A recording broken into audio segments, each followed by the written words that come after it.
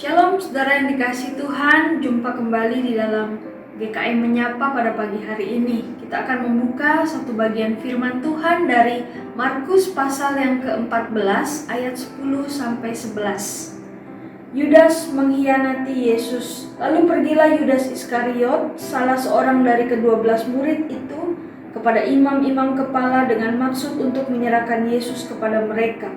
Mereka sangat gembira waktu mendengarnya dan mereka berjanji akan memberikan uang kepadanya. Kemudian ia mencari kesempatan yang baik untuk menyerahkan Yesus. Saudara, seorang filsuf yang terkenal bernama Socrates pernah mengatakan demikian: hidup yang tidak pernah diperiksa adalah hidup yang tidak layak untuk dihidupi. Saudara, seringkali mungkin kita sebagai orang Kristen, kita jarang memeriksa kehidupan kita.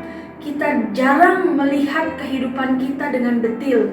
Maksudnya saudara, seringkali kita sebagai orang Kristen, kita merasa nyaman hidup kita sebagai orang Kristen.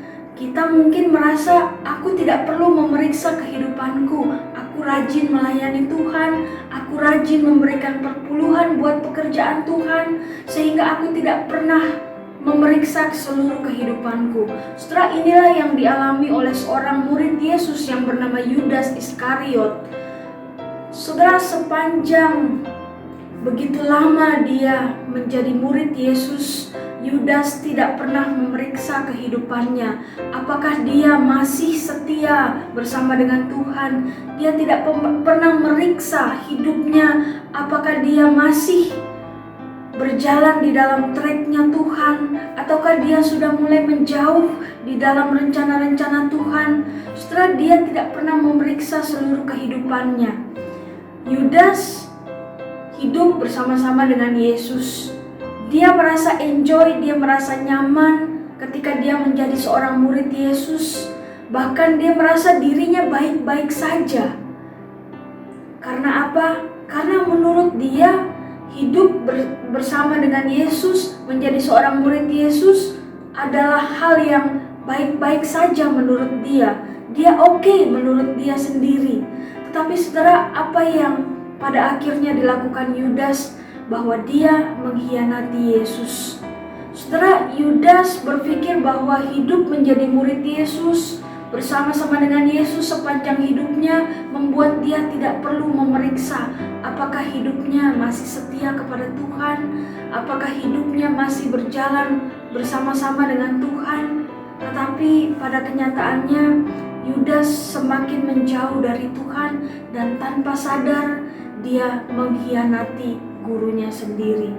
Saudara, ketika kita membayangkan hidup yang tidak pernah diperiksa, kita tidak pernah mengecek seluruh kehidupan kita, apakah kita masih menjadi murid yang setia atau tidak.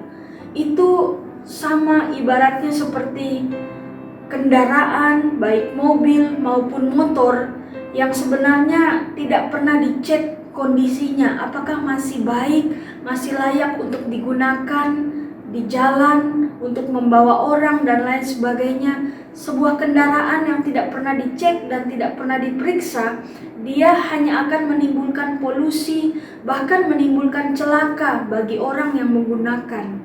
Nah saudara, demikianlah kehidupan kita. Kalau kita tidak pernah memeriksa, mengecek seberapa dalam dosa yang sudah kita lakukan kepada Tuhan, apakah saya masih setia kepada Tuhan? Saudara, tidak menjadi jaminan orang yang masih rajin pelayanan, orang yang masih setia memberikan perpuluhan, memberikan persembahan dengan rutin adalah orang yang setia sampai akhir. Karena pada akhirnya Yudas yang selama ini berjalan hidup bersama-sama dengan Yesus, dia berakhir dengan pengkhianatan kepada Yesus. Saudara, mari kita coba memeriksa kehidupan kita secara pribadi. Sejauh ini sudah berapa tahun kita menjadi orang Kristen? Apakah hidup kita benar-benar setia kepada Tuhan? Mari kita memeriksa apakah selama ini begitu banyak dosa yang berulang-ulang kali kita lakukan kepada Tuhan, tapi tanpa sadar kita melakukan itu terus dan mengecewakan hati Tuhan. Saudara, Mari kita mulai memeriksa hidup kita di dalam masa sengsara ini. Apa yang selama ini kita buat di hadapan Tuhan. Mari kita memeriksa apakah seluruh hidupku itu menyenangkan Tuhan atau justru membuat Tuhan sedih. Mari saudara, di dalam minggu-minggu sengsara kita merenungkan penderitaan Tuhan Yesus di kayu salib. Mari kita sambil memeriksa seluruh kehidupan kita. Apakah kita masih setia atau bahkan kita sudah mulai perlahan-lahan menjauh dari Tuhan.